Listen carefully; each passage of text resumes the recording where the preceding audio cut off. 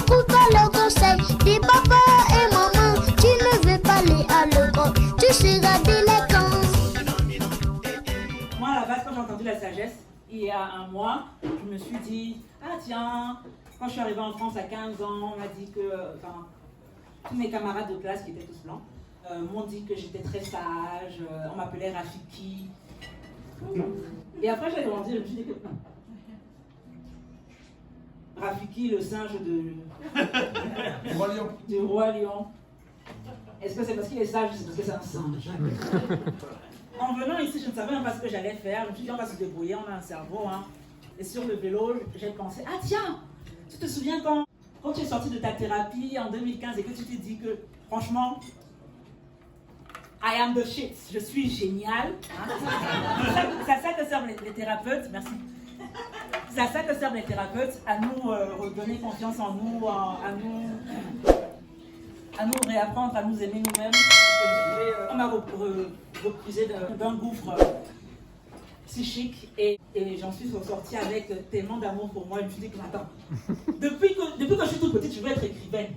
Je peux écrire un livre. En fait, personne ne me peut. Si Bec Béder peut écrire un livre, je peux écrire un livre. Voilà. Donc, je me suis demandé, je vais écrire un livre sur quoi? Et j'ai pensé, quelle est mon expertise? Et en fait, je suis assez dilettante, je ne suis pas vraiment une experte en quoi que ce soit, sauf en orthographe et en grammaire, et en karaoké. Alors, un jour, pendant la pandémie, premier jour de règles, moi qui ai du mal avec l'affrontement, enfin avec le conflit, j'avais une coloc qui ne m'avait toujours pas rendu ma caution. Et j'ai écrit un poème qui s'appelle Rends-moi ma caution, connasse. Et ça m'a tellement fait du bien que j'ai profité des hormones pour écrire en fait tout ce que j'avais sur le cœur, que j'arrive pas à dire aux gens. Mais je l'ai balancé dans un manuscrit que je n'ai jamais envoyé en me disant que peut-être que le but de cette écriture, c'était que ça sorte et pas que ce soit lu, parce que ce sont quand même de vraies personnes, et c'est plus simple d'avoir la conversation un jour quand je serai prête. Un groupe de personnes concernées, ce sont les gens au karaoké. Le manuscrit s'appelle Et pendant les règles de l'art.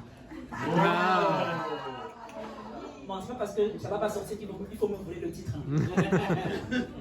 Le sous-titre c'est 10 poèmes énervés aux hormones. Donc ça c'est le poème Les gens au karaoké. Allez. Les gens au karaoké. Les gens au karaoké ont tendance à m'énerver. Première chose, quand elles arrivent, elles sont pas sur le qui-vive. Elles sont en mode je sais pas, c'est pas sûr que je vais chanter, c'est pas mon genre, on verra comment se passe la soirée. Moi je fonce sur les livrets car le temps nous est compté. Ensuite de ma poche je sors la liste des sons que j'adore et peux offrir au public avec une pointe de comique. Je compare à ce qu'il y a, tableau croisé, tu crois quoi? Je priorise, fais mes choix que je transmets à qui de droit. Je n'en connais aucun par cœur, mais je maîtrise la mélodie. Je fais péter les harmonies, je suis pas de ces amateurs qui s'enflamment sur le premier titre qu'elles aiment bien pour sur scène réaliser qu'elles n'en connaissent que le refrain. Au couplet, il n'y a plus personne, t'es là debout comme une conne, tu souris un peu gêné, c'est ta chanson, faut chanter. Dis donc, qui t'a envoyé? Tu fais perdre le temps aux gens, vous voulez karaoké? Eh bien, chantez maintenant. Je n'arrive plus à lire. La prochaine personne qui passe essaye de nous endormir. Elle te chante la plus moulasse des chansons. Un vendredi, elle tourne le dos à la salle pour bien faire face à l'écran. Et pendant que moi je râle, tout le monde cause en ignorant. Maintenant, c'est au tour d'un groupe de 5-6 personnes bourrées qui n'ont pas pris que de la soupe. Vont-elles sauver la soirée? Que nenni! Là qu'elle te chante Armstrong, je ne suis pas noire, sans harmonie d'une seule voix. Vous êtes 5, soyez moins chiante. Regarde-moi l'autre abouti qui a mis du Pavarotti. Il a oublié que sa voix n'allait pas en bas là-bas. Résultat, il chante faux. Pas sûr que des Italiennes reconnaîtront un seul mot de son carreau, Niobé. La personne de la boutique qui récupère nos papiers et gère toute la logistique ne va pas y échapper. Elle ne passe que les sons qui sont de sa génération. Ses potes vont chanter 20 fois alors que la star, c'est moi. Le tomboy qui tire la gueule. Quand il pousse la chansonnette, qui se prend pour George Michael, garde sa bière et se la pète. Tu t'es cru à X Factor? Il n'y a pas d'argent dans la salle. Au karaoké, t'as tort d'afficher tes fausses vocales. Celle avec le décolleté. J'étais à l'œil, fais attention. Elle vient squatter les chansons où on ne l'a pas invitée.